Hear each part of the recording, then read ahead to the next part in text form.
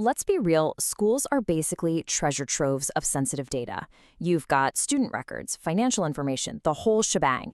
And you know who knows that? Cybercriminals. Today, we're going to break down the number one way they try to sneak in: phishing. All right, let's dive in. Oh, you know the one I'm talking about. It pops up in your inbox, and maybe it's even got your school's logo on it, but something about it just doesn't sit right. The way it's written, what it's asking for, it just sets off this little alarm bell in your head. We've all had that feeling, and trust me, that's your first line of defense. And this isn't some made-up example. Nope. This is a real email that got sent to students and staff, and a user on Reddit was kind enough to share it. See how it's designed to make you panic, to make you feel like you have to act right now? Notice that clunky grammar and that urgent threat. We're definitely going to circle back to those. And here's the kicker. Here's why that email is so incredibly dangerous. A staggering 95% of all successful data breaches start with some form of social engineering, just like phishing. Think about that. It's not a failure of technology. It's a failure of human intuition. The bad guys aren't just hacking computers anymore. They're hacking people. So if we're going to build a solid defense, we first have to understand what we're really up against. In this first part, we're going to dissect the core tactic that's behind pretty much every single phishing attempt out there. At its heart, this is all about deception.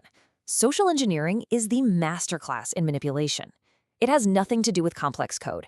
It's about exploiting our natural instinct to trust.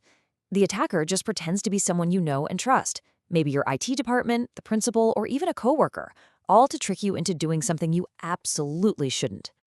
And social engineering isn't a one-trick pony. These attackers are clever. They change up their methods to catch you when you least expect it, whether you're at your computer or just scrolling on your phone. Let's break down the main ways they do it. First, you've got phishing. This is the classic, the OG, if you will. It's that email that looks legit but is hiding a malicious link or a dangerous attachment. And for what it's worth, the education sector is actually the most targeted industry for these attacks. And phishing, that's almost always how they get their foot in the door.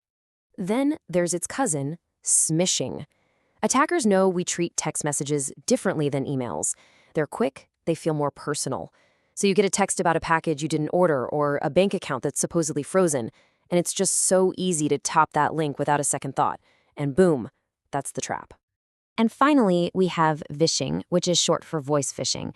This is when they actually call you. They can fake the caller ID to make it look like it's coming from inside the school. And honestly, with AI these days, the fake voices are getting scarily realistic, creating these high-pressure moments where they try to squeeze info out of you on the spot. So look, whether it's an email, a text, or a phone call, the goal is always the same. Use deception and pressure to steal what's valuable. Each method just uses a slightly different flavor of bait to lure you in. Okay, so this isn't just theory. This stuff has real, devastating consequences. Let's look at a real-world story of how one simple phishing campaign completely wrecked a school district. So picture this. It's 2017. Hurricane Irma is forcing Atlanta Public Schools employees to work from home. Attackers saw this chaos as the perfect opportunity.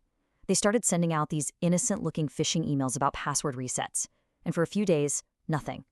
But then, payday hit. 34 employees checked their bank accounts, and nothing. Their paychecks were gone. The attackers had used their stolen login info to reroute every last cent. And the Atlanta heist wasn't a fluke. Not by a long shot. In a scheme that was eerily similar, criminals managed to drain a whopping $6 million from a school district in New Haven. The price tag on one single careless click can be absolutely mind-blowing.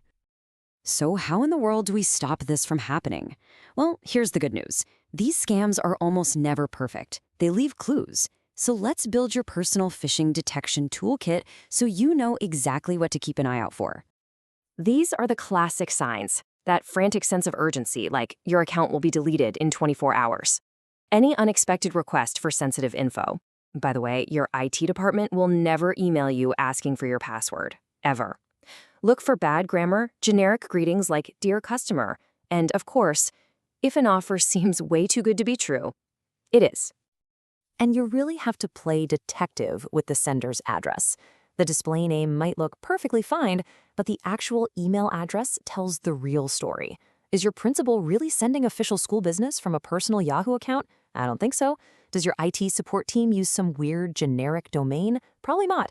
The devil is in the details. Okay, if you remember just one practical skill from all of this, let it be this one. It's the hover, don't click rule. Seriously, before you even think about clicking a link in an email, just float your mouse over it. A little box will pop up and show you the true destination. If the link says it's going to your school's website, but the preview shows some bizarre random address, you've just got yourself a fish. Spotting the fish is half the battle. Awesome. But now what? Let's put together your action plan for the moment you find one and talk about how to make yourself a much harder target in the first place. Your response is a simple 3-step dance. Just remember, stop, report, verify. First, stop. Just freeze, don't click a thing, don't download anything, and definitely don't reply. Second, report it. Forward that email to your IT department. They need to know these things are circulating. And third, if a tiny part of you thinks it might be legit, verify it, but do it on your own terms. Find an official phone number or start a brand new email. But you know what's even better than dodging a bullet? Wearing a bulletproof vest.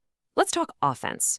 Turn on multi-factor authentication, or MFA, everywhere you possibly can. It's one of the single best defenses out there. Use strong, unique passwords for everything. A password manager is your best friend here. Keep your software updated. And please take the training seriously. And that last point about training, I know. Sometimes those training emails feel like a chore, but the data doesn't lie. Look at this. Regular training can make people up to 92% better at spotting phishing attempts. It literally turns your biggest potential weakness into a massive strength. Because when it comes right down to it, technology can only do so much. The most powerful defense any school has isn't a fancy piece of software, it's the people. It's the teachers, the staff, the administrators who use that network every single day. And this isn't just my opinion. This quote from a superintendent says it all. It's about a fundamental shift in how we think about security. Every single person is now part of the security team. Supporting these efforts isn't just an IT problem anymore. It's an everyone problem. It's a leadership responsibility. So, the next time you get one of those emails that just feels off, remember that what you do next matters. It's not just about your account anymore. It's about protecting your entire school community. The technology gives us the tools, but we, the people, are the real firewall. So the only question left is yours strong enough?